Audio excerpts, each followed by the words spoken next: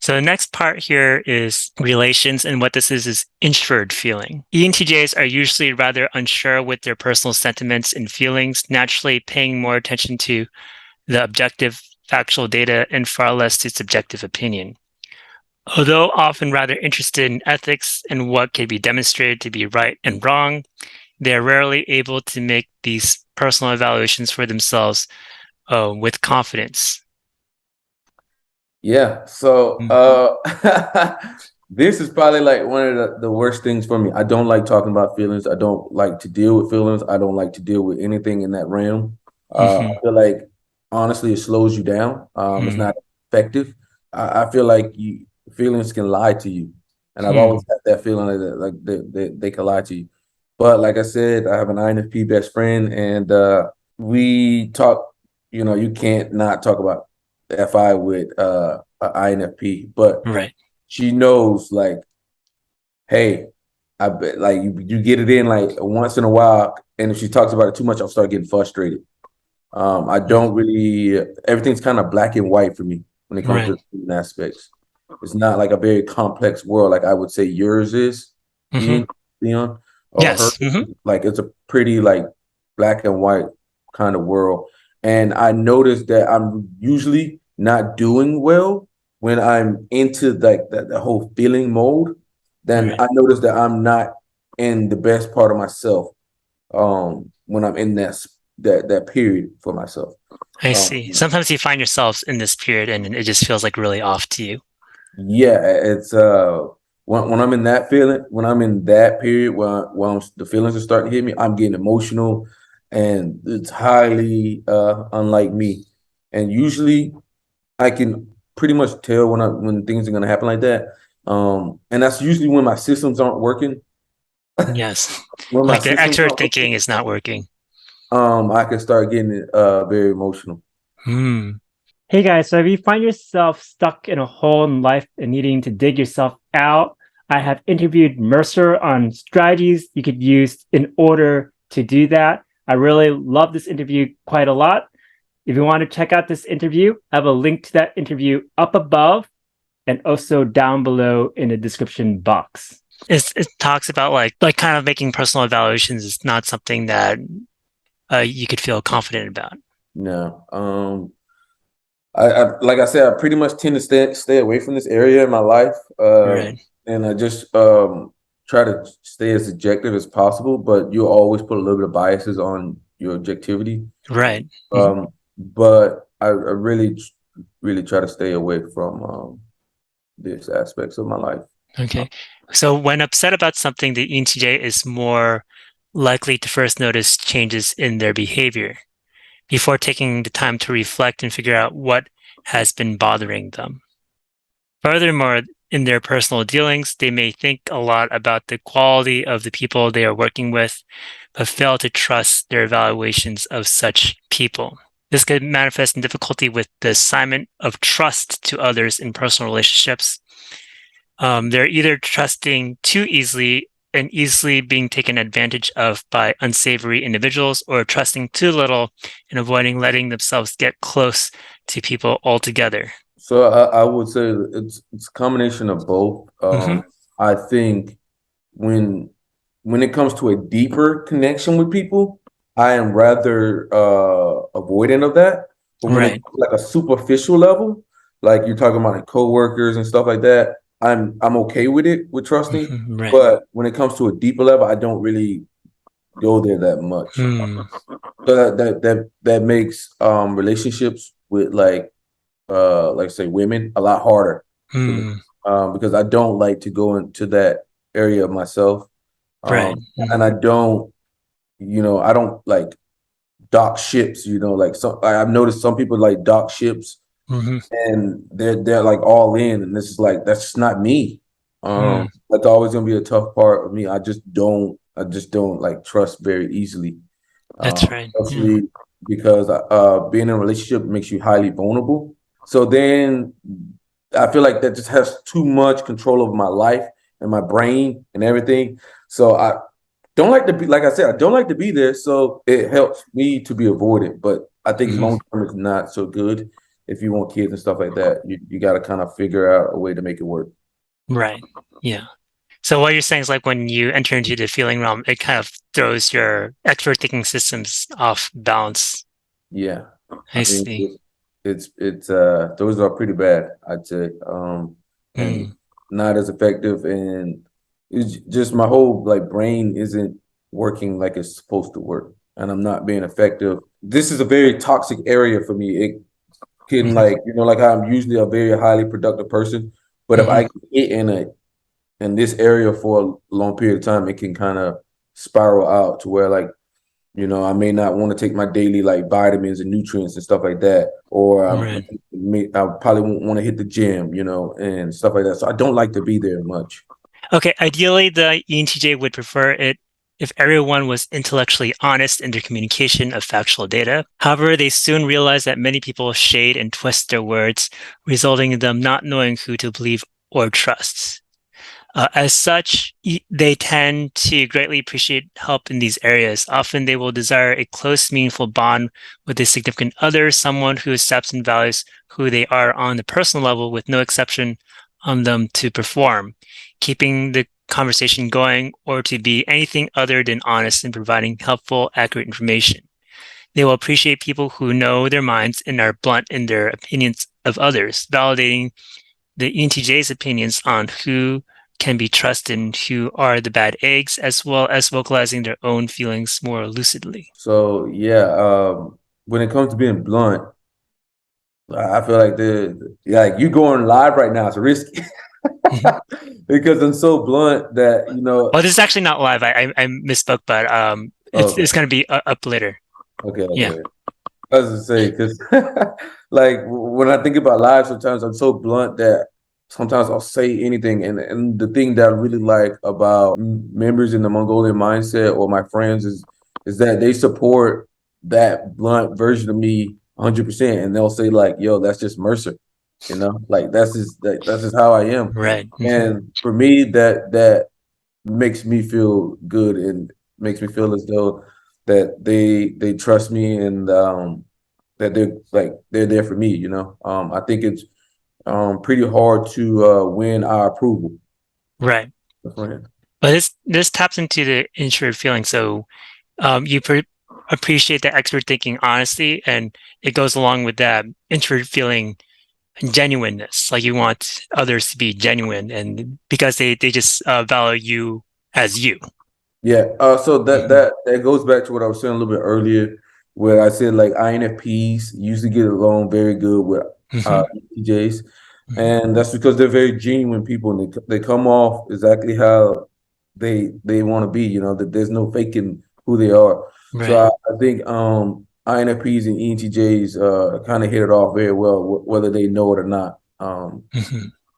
Like to be honest, I didn't expect my best friend to be my best friend when I you know first met her. I was like, but she's my best friend, and she regardless of the fact, she whatever I do, she always supports me, and it's a great thing. Yes. So the next function is force, which is expert sensing. So more often than not, an ENTJ will possess a great deal of personal ambition and desire to amass a certain amount of power or authority from their hard work and initiative. This is more something that they wish to prove to themselves via their accomplishments, usually avoiding status symbols or anything to show their power to others unless it directly benefits how they are treated by others.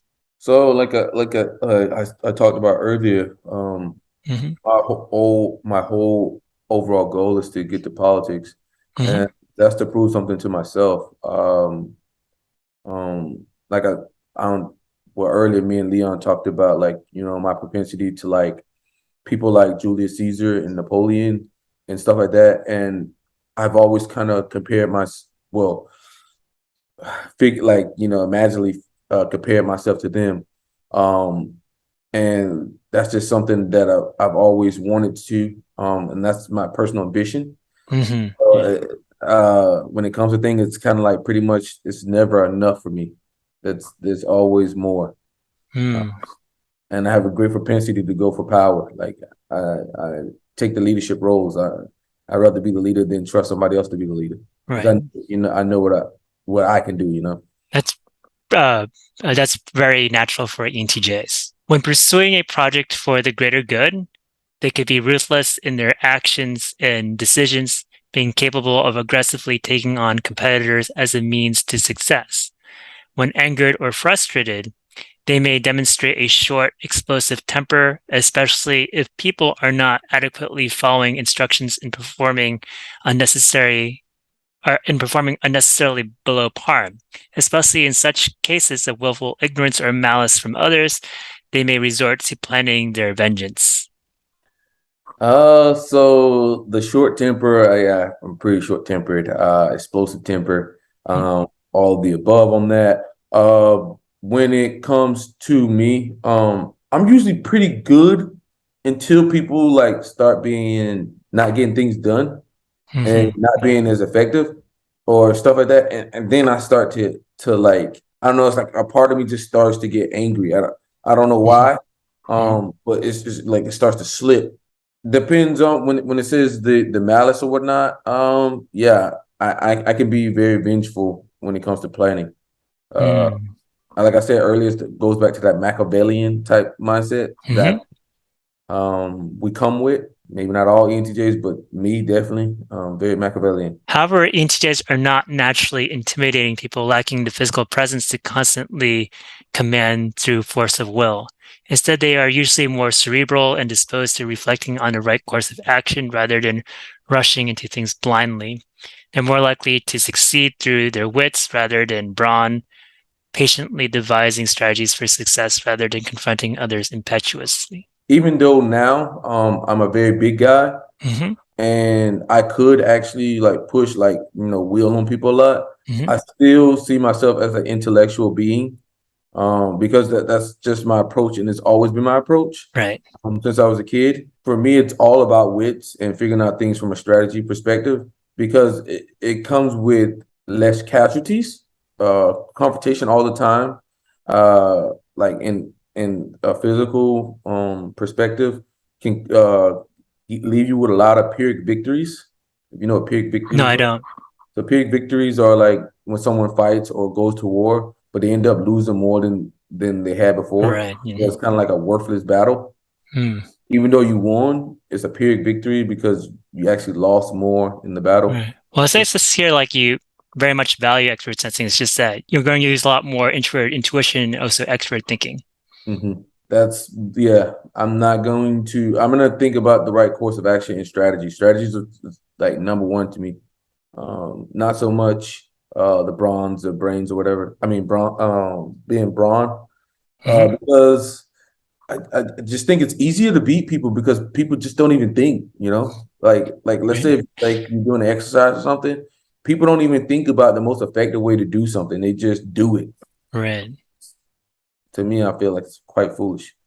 And Do you feel like to a certain extent you're drawn to people who have strong expert sensing? yeah, Hmm.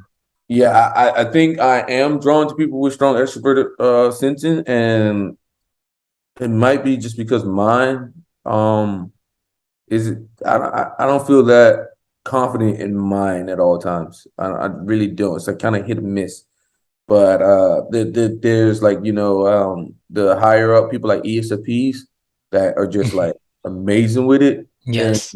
they can really get things going in that aspect. And I really look up to that. Like my cousin or whatnot. It comes with his downside too. Because he's not a long term planner. Hmm. He's living in the moment. He doesn't like really care about investing. Stuff like that. Right. But like I am drawn to those type of people. Would be ESTPs, ESFPs, ISTPs. Those are like my closest friends. Um, Right. maybe it's a learning aspect from them to me, Got or it. maybe I can lean onto their SE, and Hmm. I know that my SE, like I'm gonna get it done because I'm leaning on their SE. It's kind of crazy. Kind of organizing them in a group to use them. Got it. So the next function is laws, which is introvert thinking. So ENTJs are primarily concerned with getting things to work and will focus on the results of their efforts rather than consistency to principles. They may rely on broad principles to guide what they should do, but these guidelines are always going to be flexible in general, based more on trends and observations of reality they have always found to be true, rather than imposing a necessary structure. So you really notice this when you're dealing with someone who has very high TI. I'm more at the propensity to like get results Mm-hmm. instead of like trying to always understand the why behind everything or the Mm-hmm. shooting the principles at it. If it works, it works, you know. And if it ain't broke, don't fix it. You know, that's kind of the mindset when I'm looking at things. And it, I think when you're dealing with like that in general, it's got to be a little bit more loose. It allows you to get things done more effectively Right. because you have to look at things to see is this working, is this not working, you know, instead of, you know, it's a slower process. It's a lot slower process their way. To a certain extent, extrovert thinkers like to listen to introvert thinkers. It's just sometimes it's too much. I like talking, I like listening to them.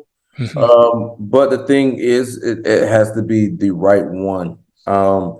Because if you get the introverted thinker who is informative, like the Hmm. INTP or the Hmm. ENTP, it can be very hard to follow them with Right. their language, as opposed to like an ISTP who's rather direct in their language.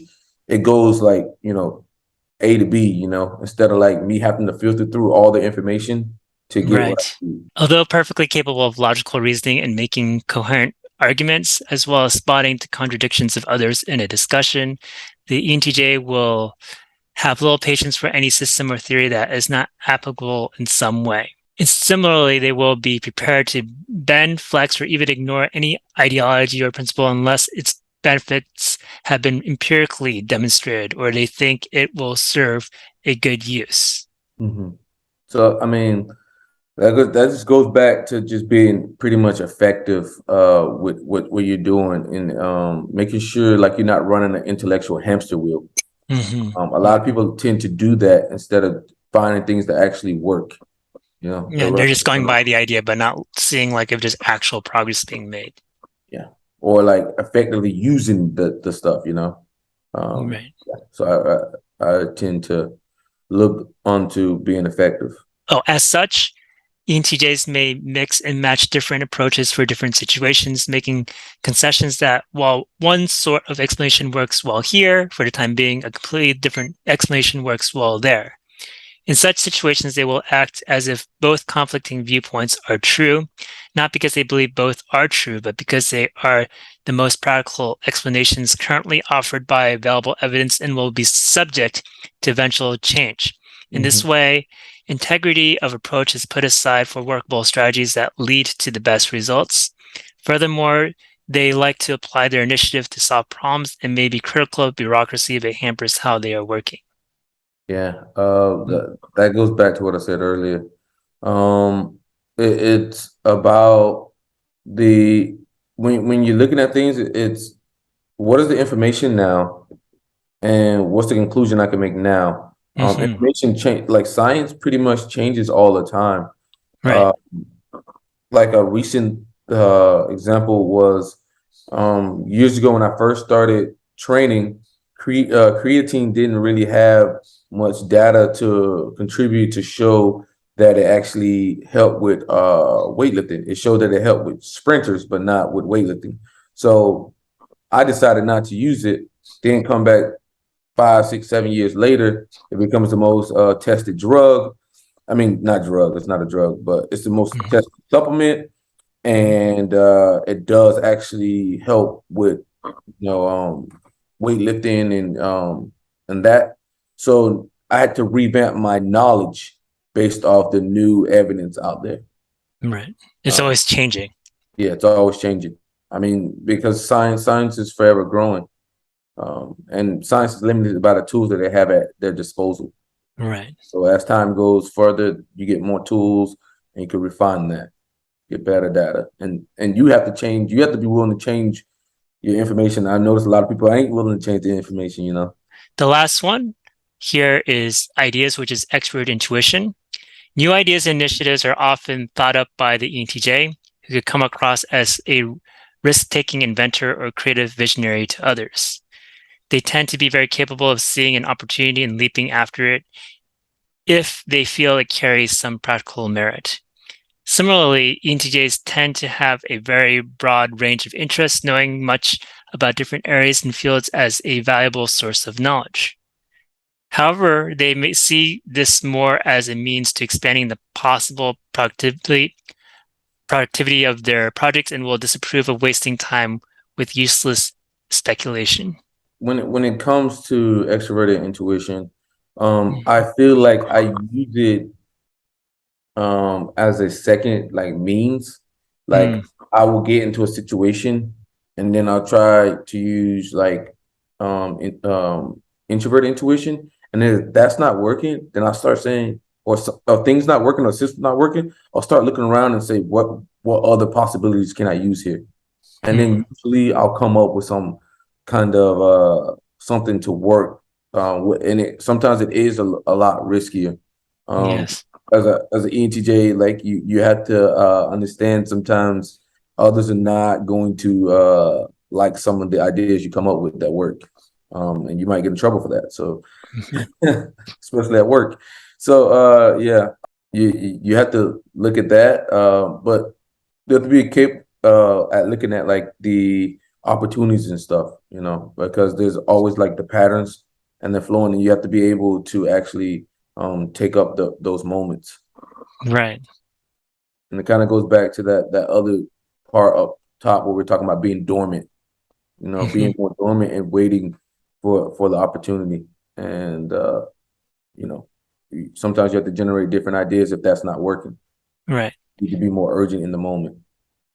Well, do you feel like you could very much follow what ENFPs or ENTPs are talking about, but not always take as much interest in it? Those guys are like, I can follow them pretty well. Hmm. Almost like their god is extroverted intuition. Like their god, Right. they serve extroverted intuition. Uh, but a lot of times it can be worthless, you know. Hmm. And when I say worthless, I'm not trying to put them down, but they Hmm. can go on different ventures chasing the extroverted intuition, Right. and that can actually be unproductive to them. Yeah, they're not honing and developing something. Yeah, it could be unproductive to them. They might just chase extroverted intuition for no reason Hmm. when they could have been working on things that they've already found to work. But they're like I said, their god is extroverted intuition, so they Right. serve that. Like mine is extroverted thinking. So yeah, Right. Hmm. Well, sometimes they might offer like a really good idea, and you're like, "Hey, that's a really good idea," and you could actually make it happen. yeah. I mean, they it's good to be around them because they generate ideas. They're like idea generators. INFPs and INTPs as well. They can really generate some ideas of different ways that you didn't see that things would could happen or work, and you're like, oh, you know what? I'm gonna take you up on that. And Yes. Hmm. it's quite beneficial. The breadth of knowledge is instead targeted towards supporting more linear, prioritized issues. Rather than pursuing and exploring what is interesting for its own sake, they will try to optimize their thoughts towards greater purposes. As a result, they tend to be rather single minded, willingly use ideas to serve their ends rather than exploring them for their own sake. So this kind of goes back to like my brother. My older brother. He's an ENTP, and I'm an NTJ. And he always says this: "Your way is not the only way." Like he's very adamant about that. Because I can be rather single-minded, or just see one way to do something, and he gets very bothered by it because I am limiting his functions, by Right. functions.